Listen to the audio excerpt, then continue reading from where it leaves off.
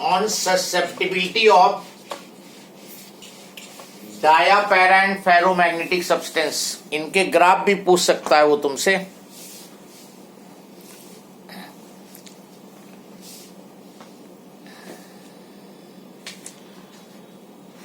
इसमें लिखो sir, heading repeat कर दीजिएगा। Effect of temperature on susceptibility of dia para and ferromagnetic substance. Dia para और ferromagnetic substance की ससेप्टिबिलिटी पे टेम्परेचर का क्या इफेक्ट होगा। पहला लो diamagnetic substance.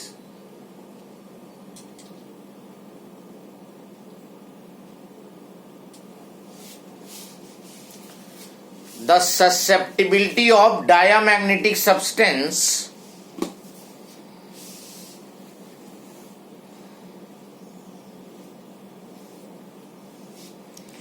is independent of Kelvin temperature. Please repeat. The susceptibility of diamagnetic substance is independent of Kelvin temperature. Diamagnetic substance की जो ससेप्टिबिलिटी है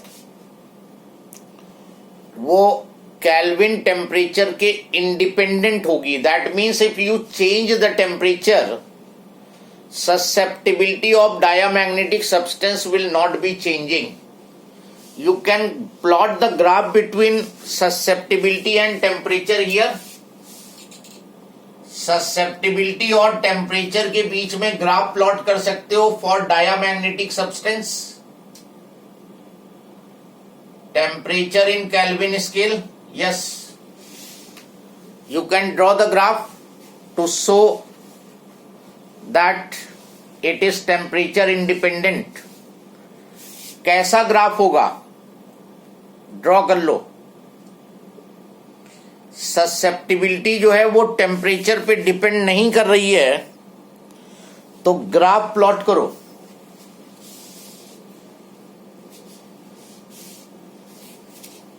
yes, anybody has drawn the graph? Parallel to x-axis. Parallel to x-axis. So draw it. Draw कर लो अपनी copy में।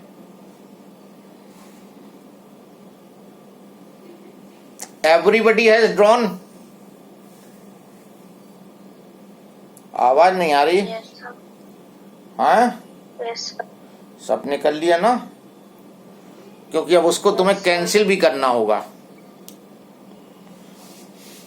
सबने ये बनाया होगा आई थिंक। यस और नो? Yes sir. किसी का इससे डिफरेंट?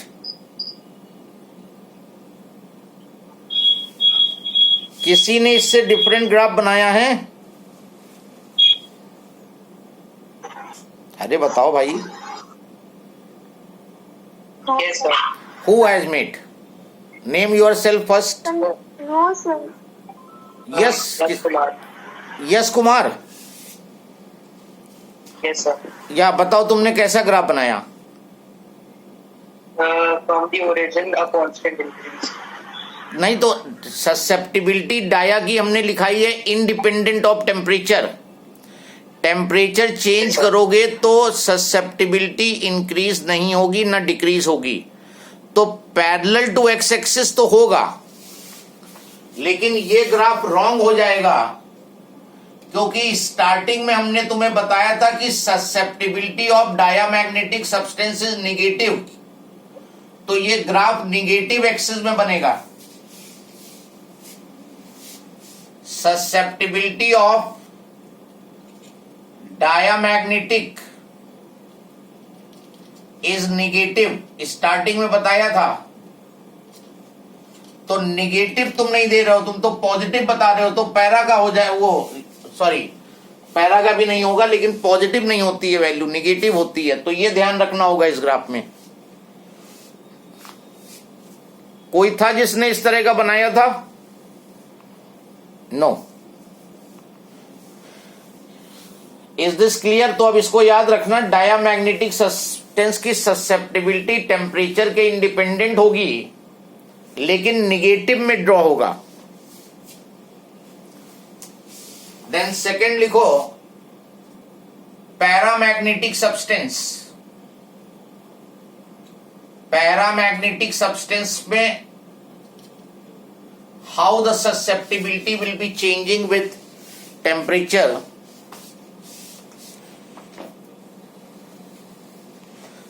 Susceptibility varies inversely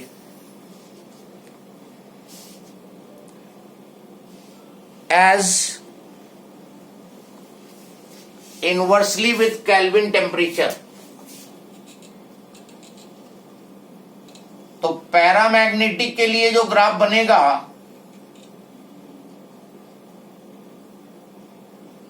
वो इनवर्स रिलेशन दिखाओगे तो इनवर्स में ग्राफ आता है तुम्हारा, ये कर्व आता है। So this is the graph between susceptibility and kelvin temperature for paramagnetic substance. Paramagnetic का जो ससेप्टिबिलिटी है that decreases with increase in temperature.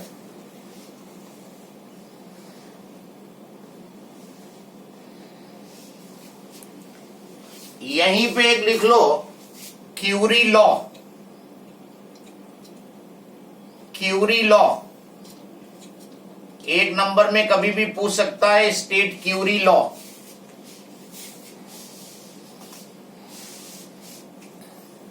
Right down, the susceptibility of paramagnetic substance varies inversely as Kelvin temperature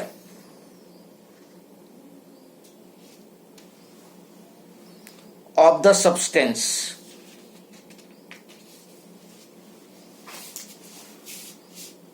So susceptibility of paramagnetic substance inversely proportional to absolute temperature। This is Curie law. तो अगर Curie law पूछा जाए तो इसको state कर दोगे, susceptibility inversely proportional to absolute temperature। Susceptibility is constant C upon T, where C is known as Curie constant.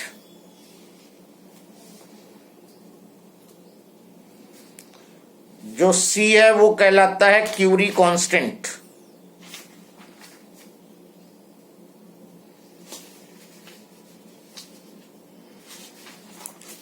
Then come to ferromagnetic substance.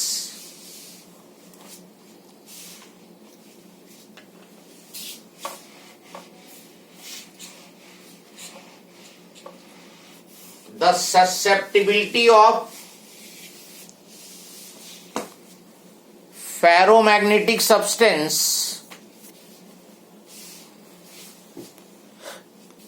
varies with Kelvin temperature in peculiar way। In peculiar way।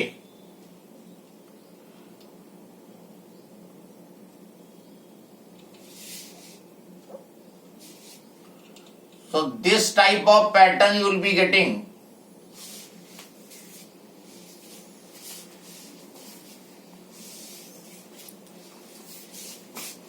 और यहां पे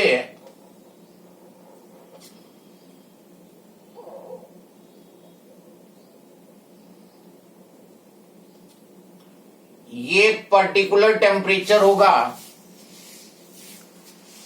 which is known as Curie temperature.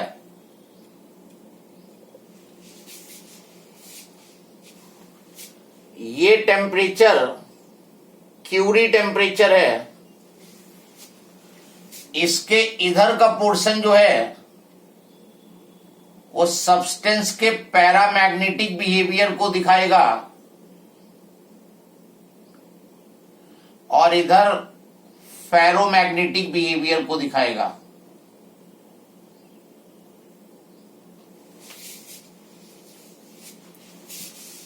This TC is known as Curie temperature.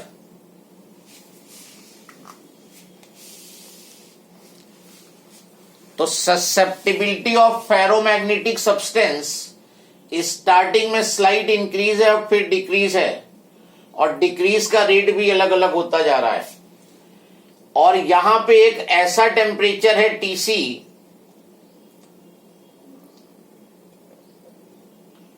Curie temperature, अगर temperature इसके above होगा तो substance का behaviour paramagnetic होगा और उससे कम टेम्परेचर पे सब्सटेंस का बिहेवियर फेरोमैग्नेटिक होगा। जैसे जैसे तुम टेम्परेचर इंक्रीज करते हो ससेप्टिबिलिटी डिक्रीज होने लगती है, और एक टेम्परेचर ऐसा होगा जिससे हायर जाओगे तो सब्सटेंस का नेचर बदल जाता है। Ferromagnetic will convert into paramagnetic. इसमें क्यूरी टेम्परेचर साइड हेडिंग डाल लो, वेरी इंपॉर्टेंट डेफिनेशन। ध्यान रखना, क्यूरी लॉ की अलग डेफिनेशन है और क्यूरी टेम्परेचर अलग है, both are different things. Curie temperature, write down the temperature above which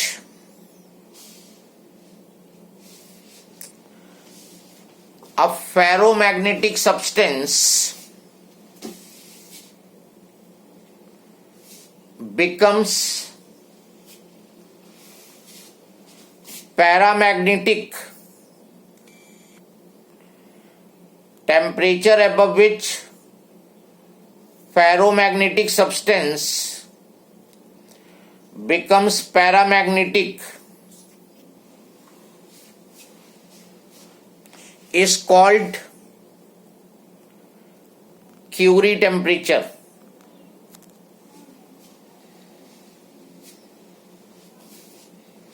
Of the substance, Curie temperature of the substance. Next line में the Curie temperature of iron is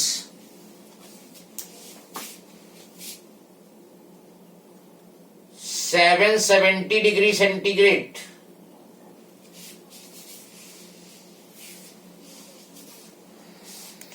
And that of nickel is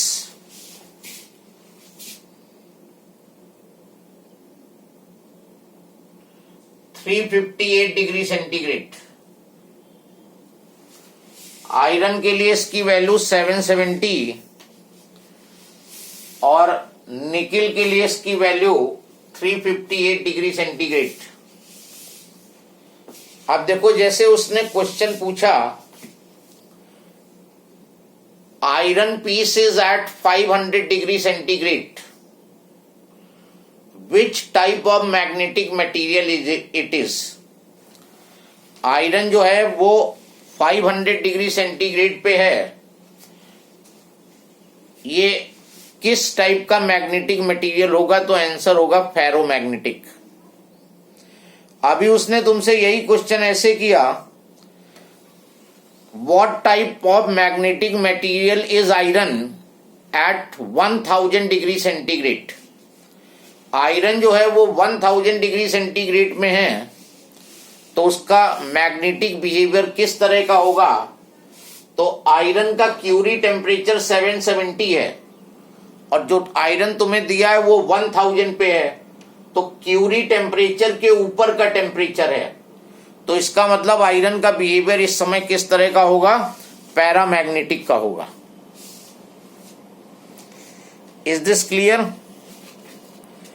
तो ये Yes, sir. Temperature का effect बहुत पूछा जाता है, what is the effect of temperature, graph मालूम होने चाहिए। How the susceptibility changes with temperature.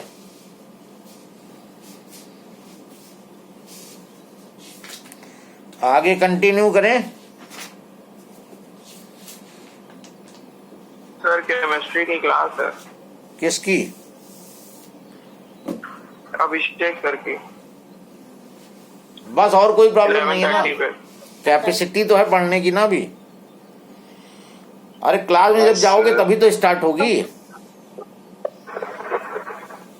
Yes Yes, sir. Continue करें। सर Yes, कितना sir. सर कितना बजे है सर? आधा घंटा और लगेगा। ठीक है सर, कर लीजिए। सर कंप्लीट कर दीजिए। ठीक, चलो नेक्स्ट हेडिंग डालो। Next heading hysteresis, again very important topic. बहुत सेट क्वेश्चन आता है हिस्टेरिसिस में।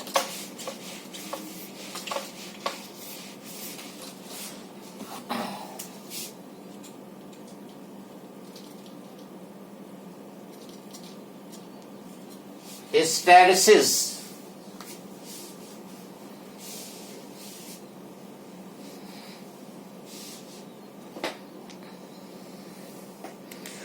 the lagging of LAGGING, the lagging of magnetization, lagging of magnetization bracket में M और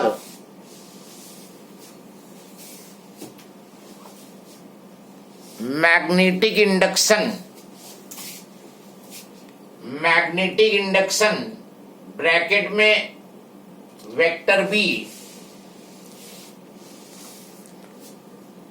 बिहाइंड मैग्नेटाइजिंग फील्ड ब्रैकेट में vector H is called hysteresis.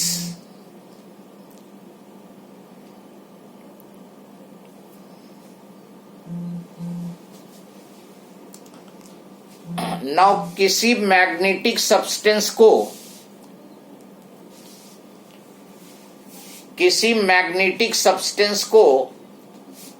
if you take a cycle of magnetization and demagnetization,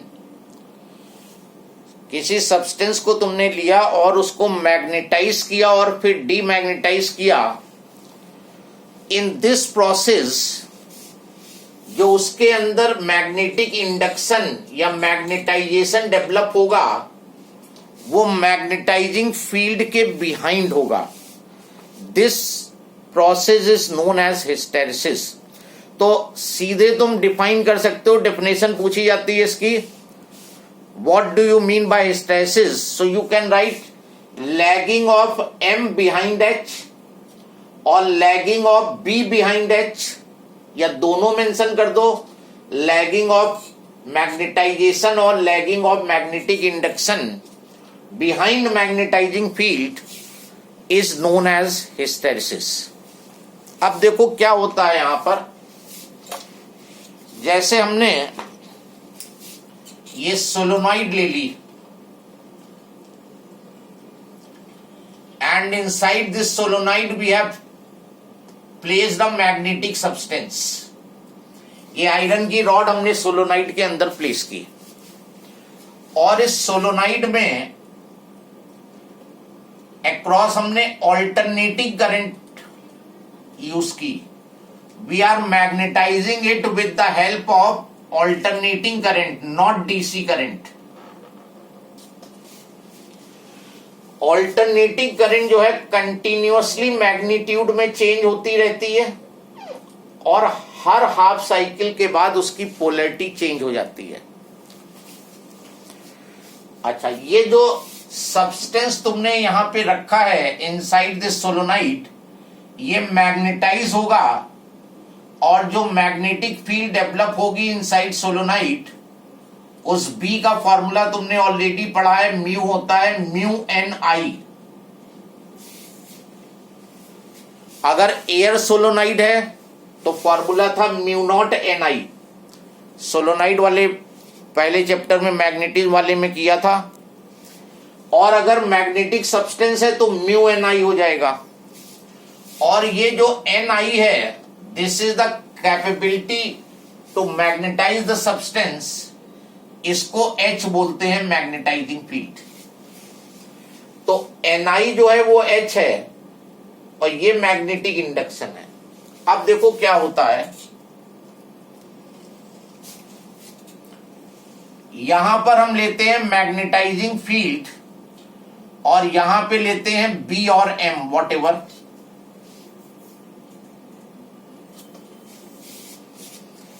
for the first quarter cycle, पहले quarter cycle में current जो है वो continuously देखो increase हो रही है। करंट इंक्रीज होने का मतलब एच इंक्रीज हुआ, पहले क्वार्टर साइकिल में एच इंक्रीज हुआ और जब एच इंक्रीज होगा तो बी इंक्रीज होगा। So this type of graph you will be getting. फिर से देखो, पहले क्वार्टर साइकिल में करंट इंक्रीज हुआ, जब करंट इंक्रीज होगी तो N इंटू आई की वैल्यू इंक्रीज होगी, मतलब H इंक्रीज हुआ, और जब Ni इंक्रीज हुआ तो B इंक्रीज हुआ। मैग्नेटिक इंडक्शन उसमें मोर एंड मोर डेवलप होता गया। पहले क्वार्टर साइकिल में substance becomes more and more magnetic, with increase in H B goes on increasing. उसके बाद ये डिक्रीज हुआ और